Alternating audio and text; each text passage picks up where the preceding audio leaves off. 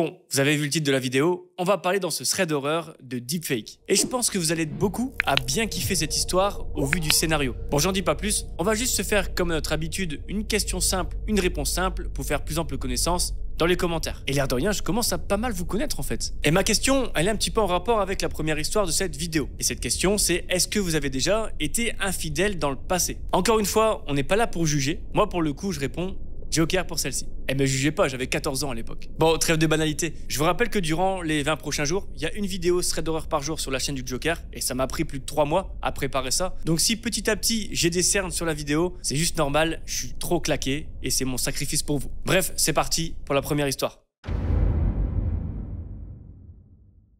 Alors pour cette première histoire, on va parler d'Alan. Alan, c'est quelqu'un qui travaille dans un hôpital en tant qu'infirmier depuis 7 ans déjà. Et il est marié depuis 5 ans avec sa femme qui s'appelle Aurélie. Et Alan nous indique qu'entre eux, tout se passe très bien. Tout se passe même parfaitement bien. Et Alan nous explique qu'il aime profondément sa femme et qu'il n'est pas du tout du genre à aller voir ailleurs. Ah, et je suis sûr que parmi mes abonnés, il y a quelques petits infidèles par-ci par-là. Bref, pas bien les amis. Et d'ailleurs, pourquoi Alan nous dit ça? Parce que tout simplement, il a une nouvelle collègue depuis quelques semaines et celle-ci lui fait ce qu'on appelle du rentre-dedans. Et chaque jour, à chaque fois qu'Alan se retrouve en service avec cette nouvelle collègue, eh bien elle fait des allusions, des trucs comme ça qui fait un petit peu rentre-dedans. Bon, Alan il dit qu'au début, ça le flattait et qu'il était bien content de se faire draguer. Et oui, nous les mecs, c'est rare de se faire draguer, donc j'avoue que quand ça arrive, on peut en être fier. Sauf que voilà, Alan, il aime sa femme et se faire draguer par sa nouvelle collègue, ça va 5 minutes, mais après stop. Il va donc lui dire d'arrêter tout ça, qu'il aime sa femme et qu'il ne veut rien de plus qu'être le bon collègue de travail. Sauf que sa collègue va totalement s'en foutre de ce qu'il va dire. Au contraire, ça va davantage l'exciter. Du coup, elle va s'approcher de lui et essayer de l'embrasser. Alan la repousse immédiatement et commence à s'énerver en répétant de nouveau qu'il a une femme et que c'est mort en fait, il se passera rien. Et suite à ça, sa collègue va littéralement changer de comportement. Elle va se montrer menaçante en lui disant clairement qu'il va regretter de ne pas céder à la tentation. Alan, il lève les yeux au ciel et il part.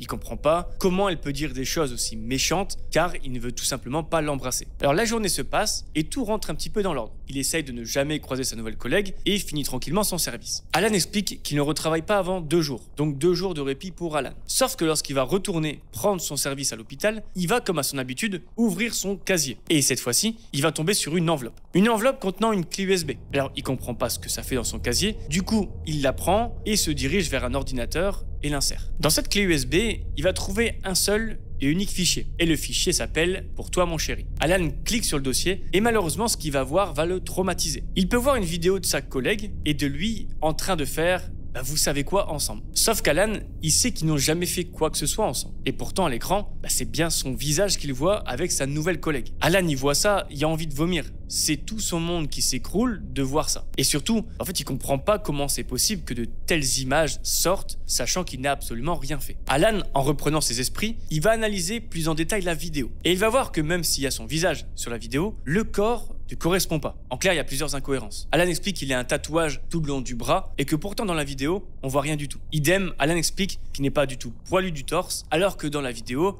malgré le fait qu'on voit sa tête, le corps est complètement poilu. C'est donc horrible pour Alan qui ne veut absolument pas que cette fausse vidéo sorte. Imaginez la honte face à ses collègues, face à sa famille, il n'y aurait rien de bon à ce que cette vidéo sorte. Alan reprend la clé USB, la met dans sa poche et démarre tant bien que mal son service. Et c'est alors qu'il va croiser sa collègue qui va alors lui afficher un sourire plus que malsain. En plus de ça, elle va clairement parler à Alan et en lui demandant si son petit cadeau lui a fait plaisir. Alan explique que face à ça, il est bouche bée et aucun mot ne sort vraiment de sa bouche. Sa nouvelle collègue va alors continuer la discussion en lui disant qu'il reste 2 choix à Alan. Soit de coucher réellement avec elle et de tromper sa femme, soit de décider de ne pas coucher avec elle et elle leakera la vidéo à sa femme. Et là, bonjour les dégâts. Alors vous imaginez bien, Alan est révolté d'entendre ça et ça se comprend, sauf que sa collègue, elle après lui avoir dit ça, elle s'en va tout en lui donnant rendez-vous dans un hôtel le dimanche soir qui arrive. Et je sais ce que vous vous dites. Vous vous dites qu'à la place d'Alan, il dit tout à sa femme, qu'elle va le croire et que tout ira bien. Mais on sait, il y a un énorme risque que sa femme ne le croie pas et finisse par rompre avec Alan. Alan explique que cette vidéo, même si c'est un trucage, c'est très bien fait. Son visage est fait à la perfection et même si le corps sur la vidéo ne correspond pas à celui d'Alan, eh bien bon courage pour dire ça aux collègues et à sa famille. En fait, ça serait juste l'horreur si cette vidéo devenait publique pour Alan. Alors, vous l'aurez deviné ou non, mais tout ça, c'est fait par une IA, une intelligence artificielle, et malheureusement, oui, c'est possible d'utiliser le visage de quelqu'un, de n'importe qui, avec une photo par exemple, et de publier des vidéos ou photos à votre désavantage avec votre tête. Donc revenons à Alan, qui n'est pas du tout à l'aise avec la situation, et se dit « Bon ok,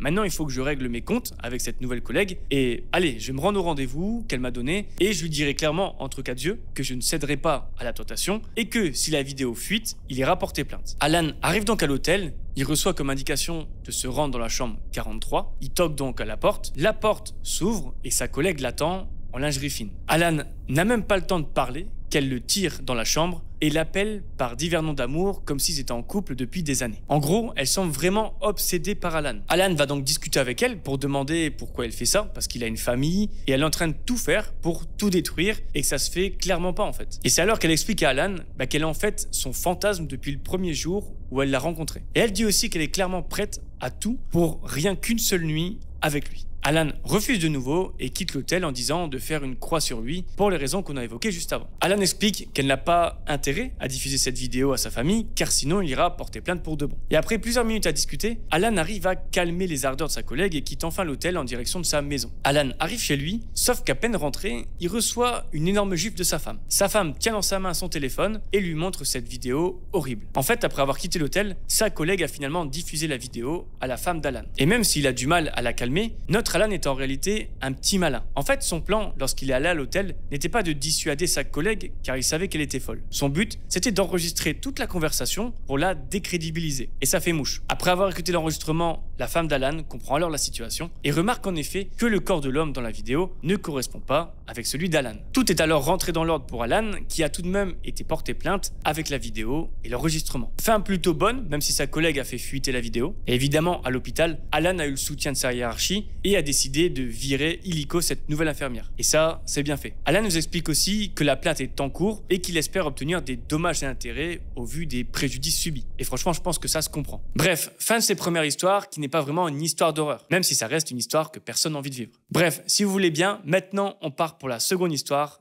de cette vidéo. Alors petit aparté, si tu veux encourager gratuitement la chaîne, le meilleur cadeau que tu puisses me faire, c'est de mettre ton plus gros like sur cette vidéo. Je dis ça, je dis rien. En attendant, je te laisse reprendre la vidéo. Bon, je vous avoue, pour cette seconde histoire, on va aller loin dans le délire. Elle ne fait pas si peur que ça, mais je la trouve pour le coup assez atypique. Alors pour cette histoire, on va suivre Connor, un Américain de 57 ans, et Connor vit dans la campagne américaine dans l'Oklahoma. Il vit en mode minimaliste et très écolo. Pour donner un exemple, c'est lui qui a construit sa maison, une maison qu'il a achetée en ruine et qu'il a fait tout refaire. D'ailleurs, dans sa maison, enfin plutôt à l'extérieur, il y a des toilettes à la sèche. Et pour ceux qui savent pas ce que c'est un toilette mais qui n'est pas relié à une bouche d'égout. C'est plutôt une sorte de, on va dire, de seau avec des copeaux de paille dedans. Alors je vous avoue, je suis pas un pro de tout ça, vous m'en excuserez. Bref, pour finir de poser le contexte, Connor explique que comme il est dans la campagne américaine, il a une maison assez isolée et son plus proche voisin est à une dizaine de minutes à pied. Bon, et truc assez louche, c'est que Connor, il a un animal de compagnie assez spécial. En fait, son animal de compagnie, c'est un raton laveur qui lui rend visite assez régulièrement dans son jardin. Alors Connor dit que ça le dérange pas du tout, il est en campagne américaine et que bien au contraire, ça lui fait même plaisir de voir des animaux comme ça en campagne. Qui est chaud pour avoir un raton laveur chez lui? Levez la main. Ok, y a personne, c'est normal. Bref, Connor explique qu'un soir, alors qu'il est, comme à son habitude, seul chez lui, il entend du bruit provenant de son jardin, et plus spécialement provenant de ses toilettes sèches. Il se dit que comme à son habitude, ce même raton laveur se promène dans le jardin et fait un peu de bruit. Donc Connor est un peu habitué, mais bon, il a ce feeling un peu étrange. C'est pas les mêmes bruits que d'habitude. De plus, il est tard, il fait nuit, donc il ne voit rien dehors. Il ferme bien toutes ses portes, puis part se coucher. Le lendemain, en revanche, tout va pas être tip-top pour Connor. Lorsqu'il va aux toilettes, il se rend compte que tout est retourné. Il y a des copeaux partout, le toilette est sans dessus-dessous, et c'est un véritable bordel. Et chose intrigante, c'est que la porte du toilette à la sèche est ouverte. Et ça énerve Connor qui pensait l'avoir bien fermée. Connor se dit que ça doit être une erreur de sa part et que la prochaine fois, il fera bien attention de tout fermer avant de partir se coucher le soir. Alors il nettoie tout, puis passe à autre chose. La journée se passe et vient donc le soir. Et rebelote, Connor entend du bruit provenant de son jardin et donc plus précisément venant de ses toilettes. Sauf que cette fois, il est sûr d'avoir fermé la porte, mais il veut tout de même éviter que le raton laveur trouve une entrée et saccage tout comme la veille. Alors Connor sort dans son jardin et tombe directement nez à nez avec le raton laveur qui est posé tranquillement sur la terrasse. Et ça, vous savez ce que ça signifie. Ça signifie que c'est pas le raton laveur qui fait du bruit au niveau de ses toilettes. Les bruits s'arrêtent assez rapidement et Connor, avec sa lampe de poche, va éclairer les toilettes. Et ce qu'il va voir va lui donner des sueurs froides. Il est presque sûr que dans la pénombre, il a vu une silhouette disparaître au fond du jardin. Connor avance pour voir davantage, mais ne voit plus rien. Sauf qu'en passant à côté des toilettes, il peut voir que la porte est de nouveau grande ouverte. Alors, ça peut être amusant de se dire qu'une personne a une envie pressante et a profité des toilettes de Connor, mais laissez-moi vous dire qu'on n'est pas du tout dans ce truc-là. Connor précise qu'il y a quelques mois, un de ses lointains voisins s'est fait assassiner en pleine nuit. Personne n'a été retrouvé à ce moment-là et il faut savoir que ça a mis en panique les quelques villages autour de la maison de Connor. Donc Connor, il n'est pas tout à fait à l'aise en fait. Il a, et a raison, peur que cette personne lui veuille du mal. Et Connor, je l'ai dit au début de cette histoire, il a passé 50 ans, il est seul, donc il y a de quoi être sur ses gardes. Et l'histoire ne va pas s'arrêter là. Au beau milieu de la nuit, Connor a une envie pressante et doit donc sortir de chez lui pour aller au petit coin. Et je vous avoue que je flipperais pas mal à la place de Connor. Il regarde donc par la fenêtre, il ouvre la porte et ne voit personne. C'est donc tout naturellement qu'il part en direction des toilettes. Et alors qu'il est sur ses toilettes, il entend des bruits de pas et plusieurs brindilles qui craquent. Et pour en avoir le cœur net, Connor tente de voir s'il y a du mouvement à travers les planches du toilette, mais rien. Connor explique qu'il fait trop sombre pour voir quoi que ce soit à travers les planches et donc décide de regarder par un petit trou faisant office d'œillet. Et là, Connor va se retrouver face à face, enfin plutôt œil à œil, avec un inconnu. Connor va sursauter et hurler de peur dans ses toilettes. Et c'est là qu'on va voir le bon réflexe de Connor. C'est qu'au lieu de se plier en quatre dans les toilettes et de subir un petit peu, il va tout de suite mettre sa main sur la poignée pour l'ouvrir de plein fouet. Et ça va pas manquer. La porte va percuter l'individu qui va se retrouver par terre. Connor va leur profiter de ces quelques instants pour courir dans sa maison et de s'enfermer. Et là, plus rien. Connor va le regarder partout, à travers les fenêtres de sa maison,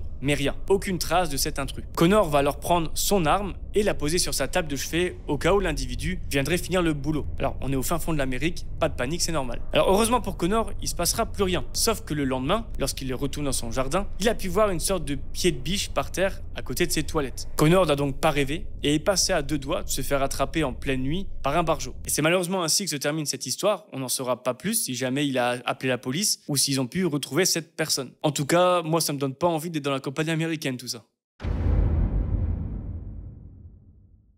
Alors pour cette troisième et dernière histoire, on va parler de Kenza. Kenza, c'est une jeune femme de 27 ans qui travaille dans un orphelinat. Et je sais pas vous, moi, mais ce concept d'orphelinat, rien que de m'imaginer le lieu, ça me fait déjà flipper. En fait, Kenza s'occupe de petits enfants abandonnés par leurs parents ou tout simplement par la force des choses qui se retrouvent donc sans famille. Kenza explique que l'orphelinat est un grand manoir assez ancien avec forcément beaucoup de pièces pour accueillir tous les enfants. Kenza explique qu'il y a plusieurs dortoirs à l'étage, une salle commune au rez-de-chaussée et un assez grand jardin derrière le manoir. Et pour finir la description du manoir, Kenza explique que malgré que ça semble ancien, c'est magnifique. Et c'est surtout un très beau cadre dont ont besoin les enfants. Ensuite, Kenza indique que ça fait déjà 7 mois qu'elle bosse là-bas en journée. Et elle fait que des postes de jour. Sauf que récemment, elle doit dépanner pour faire des surveillances en pleine nuit. Bon, Kenza, ça lui pose pas tant de problèmes que ça. Et assure donc son poste de nuit de temps en temps quand il faut. Et c'est là que Kenza va vivre justement un événement assez dramatique dans ce manoir. Un soir, Kenza se retrouve toute seule pour garder l'ensemble de l'orphelinat. Et ça, Kenza précise que d'habitude en nuit, ils sont deux. Mais cette fois, malheureusement, elle était toute seule. Et alors que Kenza effectue une ronde, il est aux alentours de 23h, quand elle remarque dans les couloirs une fenêtre ouverte. Alors, étrange, c'est une fenêtre du rez-de-chaussée qui donne sur la rue. Elle devrait pas être ouverte. Et donc, naturellement, Kenza va automatiquement la refermer, mais elle ne comprend pas que ses collègues ne l'ont pas vue, ni l'ont fermée, avant de partir. Mais bon, voilà, on est en période d'été à ce moment-là, il fait assez chaud, donc c'est peut-être pour ça que cette fenêtre a été ouverte. Simplement un oubli de sa collègue de jour, de la refermer, et puis c'est tout. Kenza va alors poursuivre sa ronde habituelle pour vérifier que personne s'est introduit dans le manoir. C'est normal. Et d'ailleurs, c'est cool, elle va retrouver personne en faisant sa ronde au rez-de-chaussée, donc c'est parfait. C'est quelques minutes plus tard, alors que Kenza monte à l'étage pour vérifier que tout le monde dort bien, qu'elle va entendre des bruits de pas et elle va percevoir ce qu'elle croit être un enfant traverser le couloir situé en haut des escaliers. Alors Kenza les furax, les enfants à cette heure-là doivent dormir et donc se précipitent pour monter les escaliers. Sauf qu'au moment d'arriver en haut des escaliers, elle se situe dans un grand couloir et il n'y a aucun bruit. L'atmosphère est trop calme, trop silencieuse pour Kenza qui n'aime pas du tout ça. Kenza elle explique qu'elle va parcourir ce grand couloir et voir dans chaque chambre si tout se passe bien. Et étrangement, oui, tout se passe bien. C'est donc bizarre pour Kenza car il ne manque aucun enfant. Tout le monde est dans son lit, mais pourtant, elle a entendu quelqu'un dans le couloir et ça, elle en est sûre. Et alors qu'elle a rien repéré de bizarre, elle va relativiser. Elle va se dire qu'elle n'a pas l'habitude de travailler la nuit et qu'elle est un peu fatiguée. Et donc tout ça, c'est le fruit de son imagination. Alors grosse erreur, vous vous en doutez bien. Kenza redescend les escaliers et va dans la salle commune. Plusieurs minutes vont se passer avant que Kenza entende des cris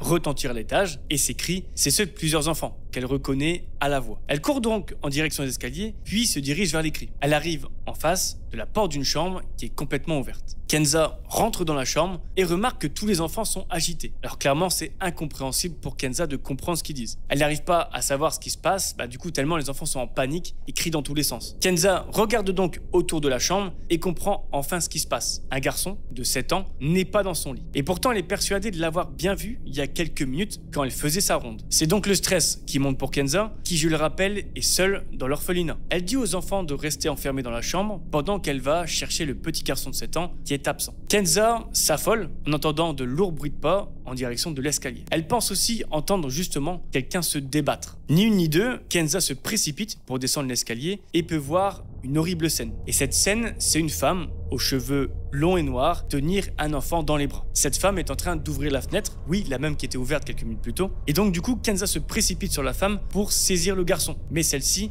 va alors littéralement pousser le garçon vers Kenza pour pouvoir avoir le temps de s'enfuir par la fenêtre. Kenza, elle est sous le choc, elle aide le petit garçon de 7 ans à se relever, puis elle observe à la fenêtre cette dame prendre la fuite. S'ensuit une terrible nouvelle pour Kenza qui va lui briser le cœur. Et en fait, Kenza va demander si tout va bien au garçon, mais celui-ci va lui répondre: c'était ma maman. Alors je vous dis pas du coup l'émotion qu'a pu ressentir le petit garçon de 7 ans voyant sa maman le kidnapper, si on peut dire ça. Kenza va finir son thread en expliquant que les caractéristiques de cette dame correspondent bien effectivement à la mère de ce petit garçon. Or, on est dans un orphelinat et vous savez ce que ça signifie normalement. Sauf que Kenza explique que ce petit garçon, il a été placé dans cet orphelinat à la suite de la mort de son père qui s'occupait de lui. Et sa mère, elle avait abandonné son enfant à la naissance à cause d'une addiction aux drogues. C'est donc pour ça qu'il s'est retrouvé en orphelinat et probablement que cette dame, sous l'emprise de drogue ou non, a voulu récupérer son fils. Alors, à cette triste histoire, je vous avoue, ça change un peu des threads habituels. En tout cas, je l'ai beaucoup aimé la raconter et j'espère que ça vous a plu. En tout cas, moi, je vous retrouve demain pour un nouvel épisode de 3 threads d'horreur. J'espère que vous serez là. À demain.